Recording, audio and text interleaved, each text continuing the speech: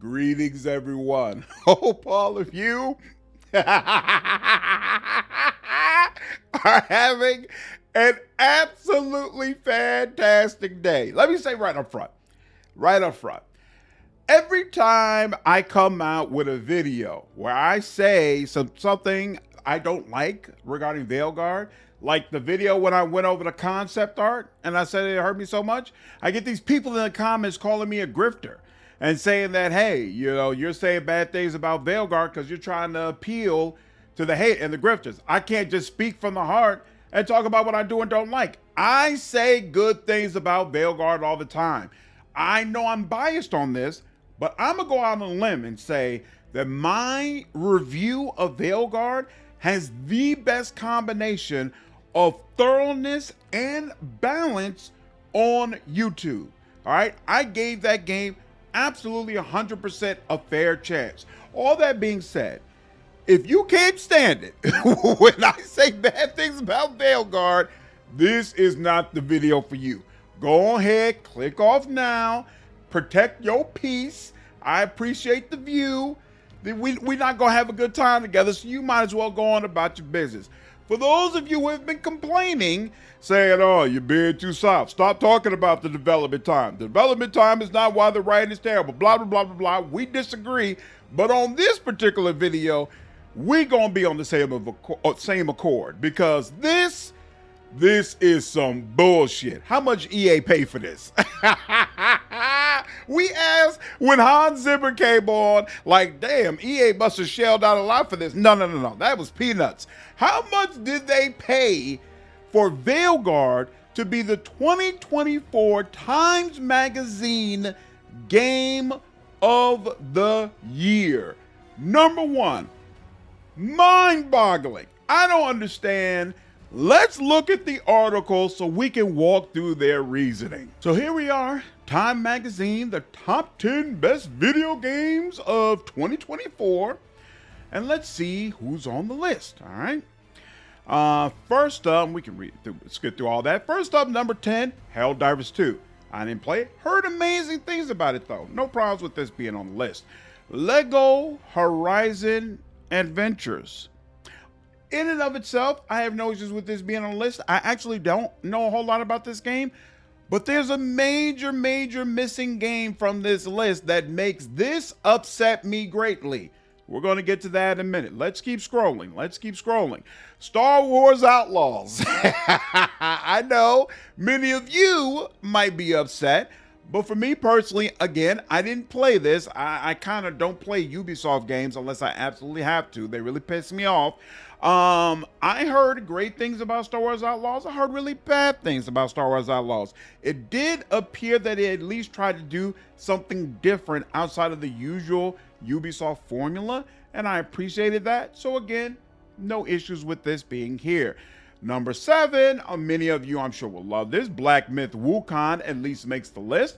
I know many of you believe that it should be Game of the Year and yada yada yada. You all already know I don't play Dark Souls type games, so I don't have an opinion one way or another. Seemed like it's a very good game, so by all means be on the list. Alan Wake 2, Night Springs, and The Lake House. So it seems like they're on the same nonsense that the Game Awards is on, where expansions and DLC can show up as Game of the Year. I think that's absolutely crazy. I think that's absolute nonsense, and this content should have its own category so they can win in that way. But, I don't run these type of things, so we're just going to keep it moving. Alan Wake 2 at number 6. Now we get into the top 5 games. Never. The fuck is never? I'm not trying to disrespect anybody's game. I'm not trying to disrespect any developers. I'm sure y'all put your hearts and soul into it. I'm sure you have a fan base. Somebody loves it because it's here. I have never heard of this game. I have never heard of this game being in top 10 games of the year conversations. So the fact Times seems to have just pulled this out of nowhere is kind of wild to me. Number 4, Silent Hill 2. A whole bunch of people talking about Silent Hill 2. I don't play horror games. I didn't bother with this, but I know it's definitely loved. Then we get to Final Fantasy VII Rebirth. Whole bunch of people love that game. I'm waiting until all the games are out so I could just play the complete story back to back to back. Yes, I know those games are massive, but I don't like being held on a cliffhanger. I'm straight. The rest of y'all can play through these and then be on pins and needles waiting for like 4 or 5 years until the next one comes out. I'll wait until they're all available to be played straight through.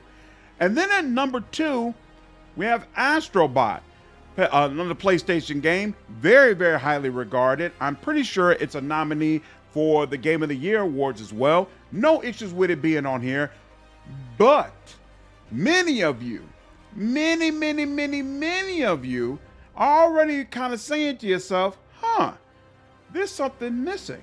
How is Metaphor ReFantazio not on the list? And I'm sorry, I take it personally because Metaphor, like, it was absolutely a great game, but it was also a great game with a great message. Like, Metaphor to me is one of the types of games everybody should play. Everybody should play at least once because the message was just so amazing. I agree. I talked with it with people on my Discord who have said that they felt like the message should have been executed a little bit better. There are some things that should have been done. We'll have a video about that at some point.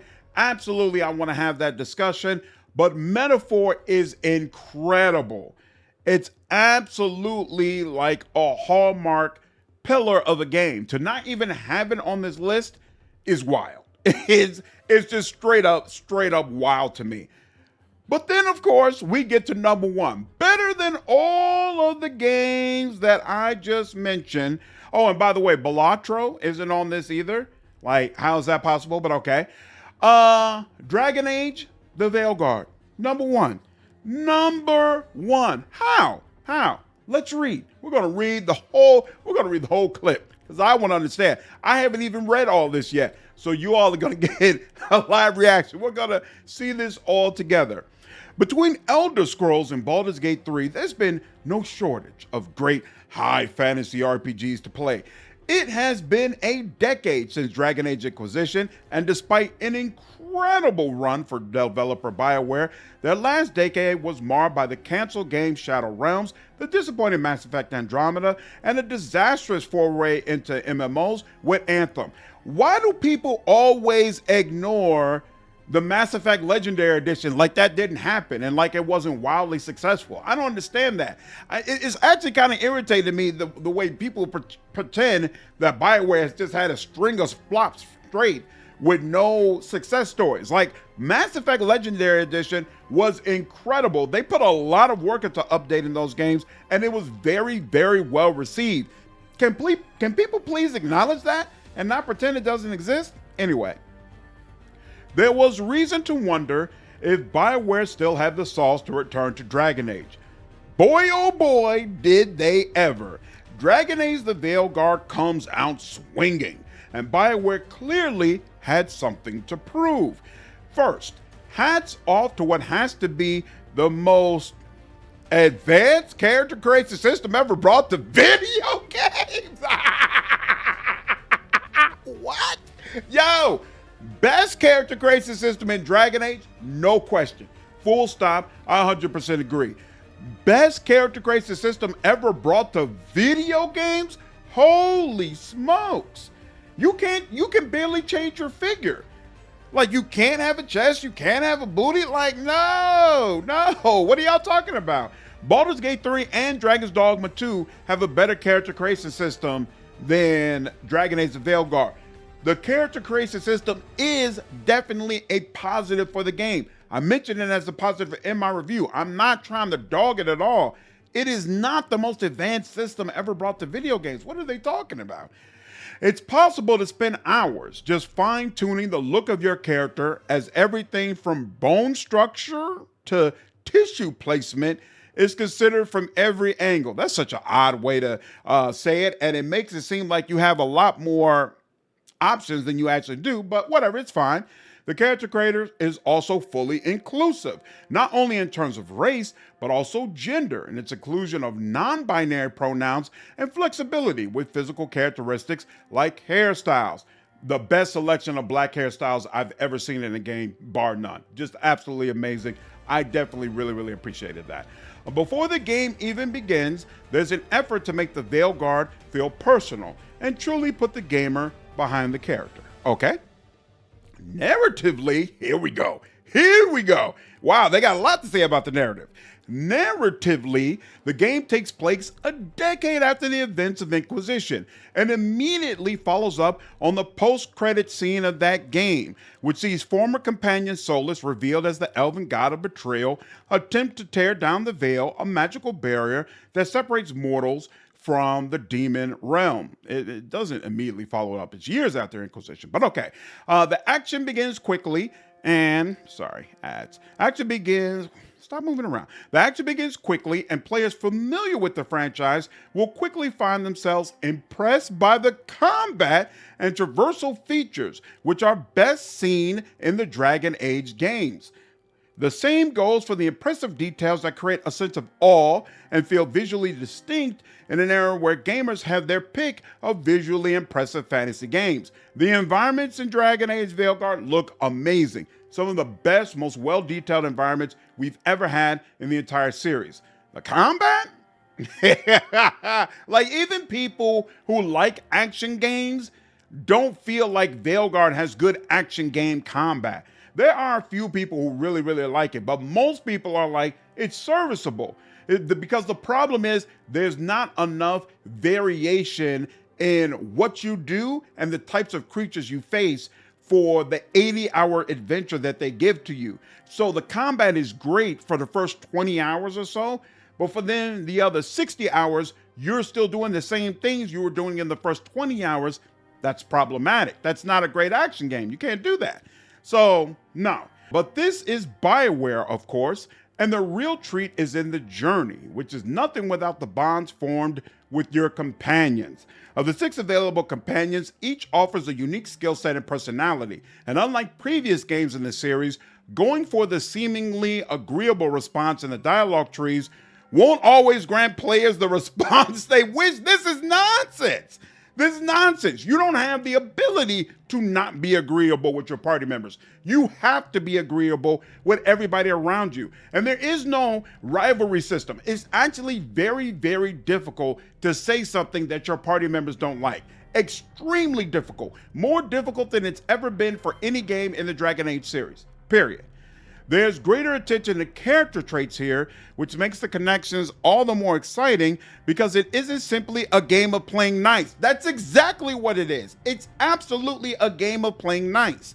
Additionally, the portals are a welcome travel feature, as is the ability to access companion special power sets from an open menu. You've always been able to access your companion's abilities from an open menu.